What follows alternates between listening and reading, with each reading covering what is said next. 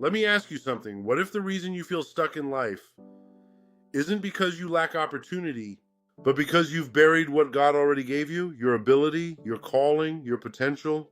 What if you're not waiting on God, but God is waiting on you? Today I want to tell you a story about a man who was given something valuable, but instead of using it, he hid it. And what happened next changed everything. In a thriving town filled with business and opportunity lived a man named Elias. Elias wasn't poor. He wasn't unsuccessful. In fact, he had been given something many people wish they had, a talent, a skill, a gift that could have changed his life, and not just his life, the lives of others.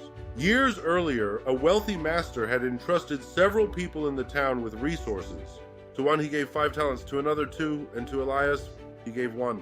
But that 1 talent was still valuable, still significant, still enough to make a difference. Matthew 25:14-15 says, "Again, it will be like a man going on a journey, who called his servants and entrusted his wealth to them, each according to his ability." Elias knew the story. He had heard it before, but knowing it and living it are 2 very different things. At first, Elias was excited. He held the talent in his hands, looked at it, imagined what he could do with it, how he could grow it, multiply it, use it. But then, doubt crept in. What if I fail? What if I lose it? What if I'm not good enough? So instead of stepping forward, he stepped back. Instead of using it, he hid it. He buried it deep in the ground, out of sight, out of risk, out of responsibility. Days turned into weeks, weeks into months, months into years, and Elias did nothing with what he had been given. Meanwhile, the others went to work. They invested, took risks, faced challenges. And over time, their talents grew, multiplied, expanded.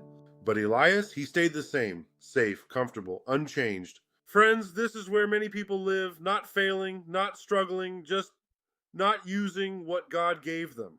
2 Timothy 1:6 says, "Fan into flame the gift of God which is in you." But a flame doesn't grow if it's buried.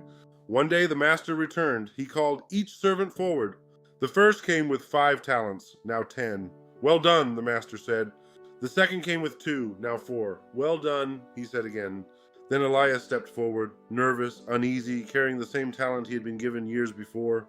"Master," he said, "I knew you were a hard man, so I was afraid. So I hid your talent in the ground. Here it is." A heavy silence filled the entire room. Matthew 25:26 says, "You wicked, lazy servant. You should have put my money on deposit, so that when I returned, I would have received it back with interest." The issue wasn't that Elias lost the talent, it was that he never used it. Now let me ask you something. What has God placed in your life that you've been hiding? A gift, a calling, an opportunity? Something you know you're supposed to use, but you've been holding back because of fear, because of doubt, because it feels easier to stay comfortable. The truth is, you don't need more to start. You need courage to use what you already have.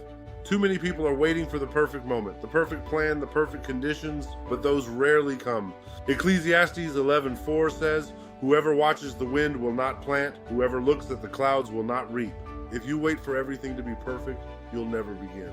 Elias thought he was protecting what he had, but in reality, he was wasting it. God didn't give you your gifts to bury them. He gave them to be used, to grow, to impact others. That's why it's so important to keep reminders of your faith and purpose in front of you daily, because it's easy to shrink back. Easy to doubt, easy to do nothing, but when you stay connected to truth, you move forward.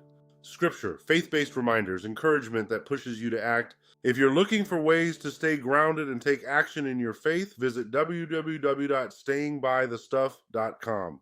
The mission is simple, helping people stay faithful with what God has already given them. Because sometimes the difference between regret and purpose is simply using what's in your hands. Elias didn't fail because he lost something, he failed because he did nothing. And today someone listening needs to hear this. You don't need more talent, more resources, more time. You need to start. Use what you have. Step forward. Take the risk. Because the greatest regret is not trying at all. Matthew 25:23 says, "Well done, good and faithful servant." Faithful, not perfect, not flawless, faithful. So don't bury it, don't hide it, don't wait. Because what God has given you is meant to grow. If this message spoke to you, be sure to follow for more powerful parables and faith-based stories.